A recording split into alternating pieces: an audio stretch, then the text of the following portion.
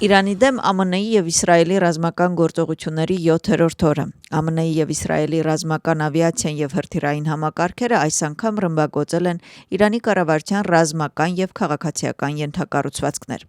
Հարվածումների հիմնական թիրախը Թեհրանն է, Իրանի մայրաքաղաքը։ Իսրայելի պաշտպանության ուժերը հայտնում են, որ իրենք անցնում են գործողության հաջորդ փուլին։ Իրանի Կարմիր մահիկի ընկերությունը հայտնում է, որ ԱՄՆ-ի և Իսրայելի ավիահարվածների հետևանքով երկրում վնասվել է ավելի քան 3000 առանձնատուն և 500 առևտրի կենտրոն։ Միևնույն ժամանակ Իսրայելը ինտենսիվորեն ռմբակոծում է Լիբանանում Հեզբոլլահ խմբավորման դիրքերը։ Իրանը հրթիռներ և անօդաչու թռչող սարքեր է արձակում տարածաշրջանում գտնվող իսրայելական և ամերիկյան բազաների վրա։ Իսրայելի առողջապահության նախարարության տվյալներով վերջին 24 ժամվա ընթացքում Իրանի հետ հակամարտության հետևանքով հոսպիտալացվել է 140 քաղաքացի։ Դոնալդ Թրամփն ասում է, որ ԱՄՆ-ի զինված ուժերը ամբողջությամբ ոչնչացնում են Իրանը։ Նա ասում է, որ ԱՄՆ-ի զինված ուժերը և Իսրայելը ամբողջությամբ ոչնչացնում են իրանական թիրախները նույնիսկ նախատեսվածից շուտ արագ ժամանակում։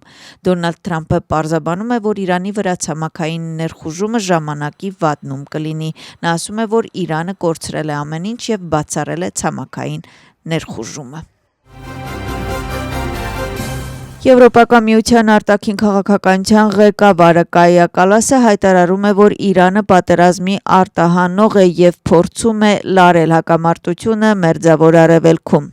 Ցյուրիխում Շվեյցարիայի արտաքին գործերի նախարար Իգնացիո Կասսիսի հետ մամուլի ասուլիսում Կալասը նշել է, որ իրանական ռեժիմը ներկայումս փորձում է որքան հնարավոր է շատ երկրներ ներքաշել այս պատերազմի մեջ։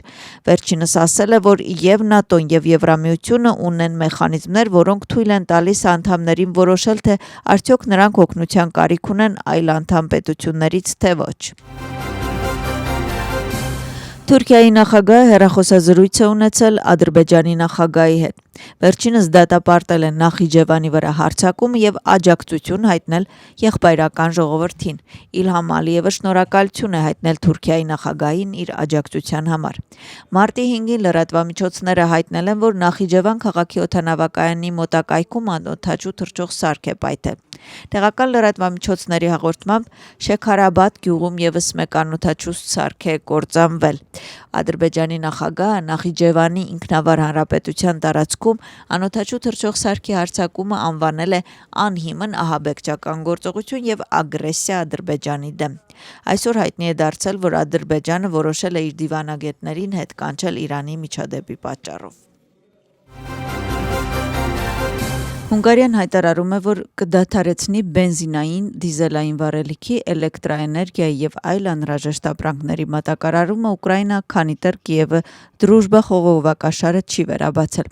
Վիկտոր Օրբանի խոսքով նա դժգոհ է Վոլոդիմիր Զելենսկու կողմից իր հասցեին հնչեցրած սպառնալիքներից։ Հիշեցնենք, Ուկրաինայի նախագահը հայտարարել էր, որ եթե Եվրոպայում մեկ անձ արգելափակի Եվրամիության կողմից Ուկրաինային նախատեսված 90 միլիարդ եվրո օգնությունը, ապա նրա հասցեն կհանձնի Ուկրաինայի զինված ուժերին։ Արտաքին գործերի նախարարությունը հայտարարություն է տարածում, որ Օմանի սուլթանությունից կիրականացվի ևս մեկ հատուկ չվերթ։ Վրաստանի կառավարության որոշմամբ Թբիլիսի է նշանակվել լրացուցիչ մեկ չվերթ Մերձավոր Արևելքի տարածաշրջանում գտնվող Վրաստանի քաղաքացիներին հայրենիք վերադարձնելու համար։ Վրաստանի ներքին գործերի նախարարության տվյալներով Օմանի մայրաքաղաք Մուսկատից Թբիլիսի չվերթ կիրականացվի վաղը մարտի 7-ին ժամը 23:00-ին։ Այսօր առավոտյան նույնպես իրականացվել է մեկ չվերթ։ Մենակ մեկ օրվա մեջ Վրաստանը վերադարձել 168 Վրաստանի քաղաքացի, իսկ ընդհանուր առմամբ այս օրերի ընթացքում 500 քաղաքացի։ Կառավարության որոշմամբ դեպի Թբիլիսի հատուկ չվերթներ էին իրականացվել նաև մարտի 3-ին, 4-ին և 5-ին։ Արտաքին գործերի նախարարությունը այսօր նաև պարզաբանումներ է տվել Թայլանդում զբոսաշրջիկների բողոքների վերաբերյալ, թե ինչու այս ուղղությամբ հատուկ չվերթ չի նախատեսվում։ Նախարարության տվյալներով այս փուլում առաջնահերթությանը տաք կետերում գտնվող Վրաստանի քաղաքացիներն են, նրանք հոգ են տանում նրանց անվտանգ տեղափոխման մասին։ Ներքին գործերի նախարարությունը բացատրում է, որ աշխարհի այլ մասերում քաղաքացիների անվտանգ տեղափոխման համար կապ է հաստատում տուրօպերատորների հետ եւ աշխատում է այլընտրանքային երթուղիների շուրջ։ Ինչ վերաբերում է Մերձավոր Արևելքի երկրներ լրացուցիչ հատուկ չվերթներին, դիվանագիտական առաքելությունը կրկին կոչ է անում քաղաքացիներին կապ հաստատել տվյալ երկրի դեսպանատների հետ։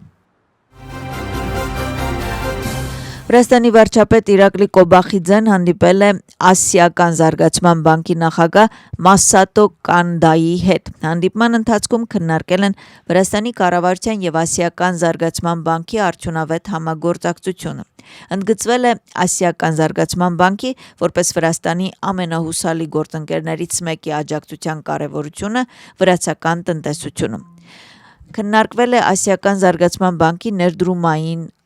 պորտֆելը, Վրաստանում նշվել է, որ Ասիական զարգացման բանկի ներդրումները թե պետական, թե մասնավոր հատվածներում գերազանցում են $5 միլիարդ եւ ֆինանսավորում են զբոսաշրջային ենթակառուցվածքների, ջրամատակարարման, տրանսպորտային կապի, էներգետիկայի, ինչպես նաեւ տարածաշրջանային եւ մունիցիպալ հատվածի զարգացման ուղղված ծրագրերը։ Նշվել է, որ Թբիլիսիում Ասիական զարգացման բանկի նոր գրասենյակի բացումը Վրաստանի եւ տվյալ բանկի միջև երկարաժամկետ գործընկերության եւս մեկ հստակ ապացույց է։ Եվրոպական հանձնաժողովը հայտարարություն է տարածում Վրաստանի վերաբերյալ։ Կարդում ենք. Այսօր Եվրոպական հանձնաժողովը կասեցնում է Վրաստանի դիվանագիտական, ծառայողական եւ պաշտոնական անձնագրերի տերերի համար առանց վիզայի ճանապարհորդությունը։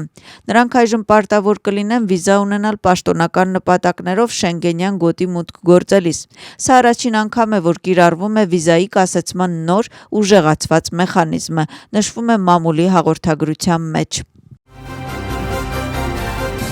Հաղորդակցության հանձնաժողովը հայտարարություն է տարածում TV Imedi եւ Post TV լիցենզավորման վերաբերյալ, որտեղ կարդում ենք, որ գործակալությունը պատասխանատու է Վրաստանում զանգվածային լրատվամիջոցների ազատության, խոսքի ազատության, լրատվամիջոցների բազմակարծության եւ կայուն լրատվամիջոցների միջավայրի ապահովման համար։ Միացյալ Թագավորության կողմից վրացական երկու հեռուստաընկերությունների դեմ կայացված որոշումը նպատակ ունի ինչպես սահմանափակել զանգվածային լրատվամիջոցների միջև արդար մրցակցությունը,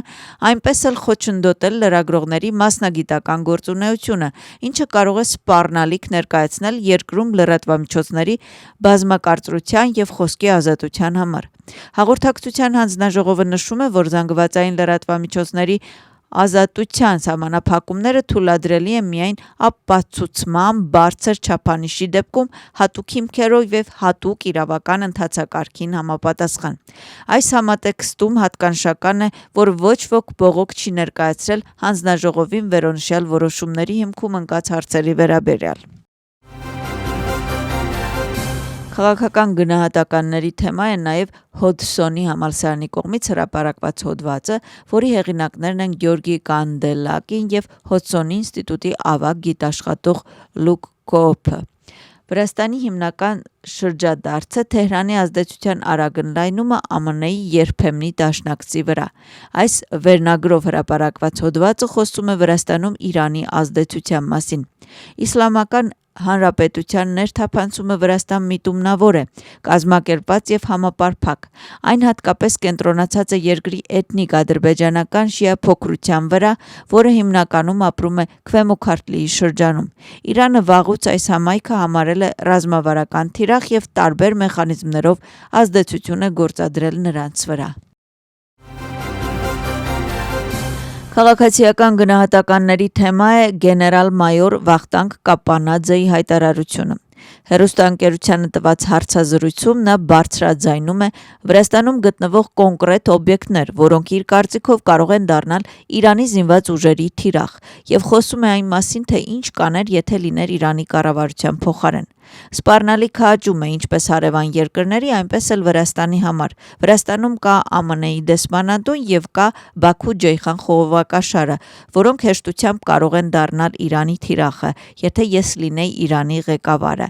եւ սա չի բացառվում, նշում է Վախտանգ Կապանաձեն։ ԱՄՆ-Վրաստան հարաբերությունների վերալիցքավորումը եւ երկրների միջև նախկին վարչակազմի կողմից կասեցված ռազմավարական գործընկերության վերականգնումը մաքուր էջից։ Սրանք էին այն հիմնական հարցերը, որոնք Վրաստանի խորհրդարանական պատվիրակությունը բարձրաձայնում է ԱՄՆ-ի գործադիր եւ օրենսդիր մարմններում անցկացվող բոլոր հանդիպումների ժամանակ։ Վրացական պատվիրակությունը վերջերս հանդիպել է ընդհանուր առմամբ 5 կոնգրեսականի հետ։ Կողմերը քննարկել են Իրանում անվտանգության առումով տեղի ունեցող զարգացումները, զուգահեռաբար երկրների միջև հարաբերությունների բարելավումը։ Իտալիայի Վերոնա քաղաքի հին հռոմեական ամֆիթատրոնում տեղի կունենա 2026 թվականի ձմեռային պարալիմպիկ խաղերի պաշտոնական բացման արարողությունը։ Կմասնակցի 56 երկրի մոտ 650 մարզիկ։ Նրանց կշնորհվի հավատարմագրեր։ Վրաստանը 2026 թվականի ձմեռային պարալիմպիկ խաղերում կմրցի 2 մարզիկով։ Թեմուր Դադյանին կմրցի բարաքրոս մրցաձևում, իսկ Վալերիան Լումայյան սոնոբորդում։ Պաշտոնական բացման արարողությունը ուղիղ հեռարձակմամբ կառաջարկի Վրաստանի առաջին ալիքը ժամը 23:00-ին։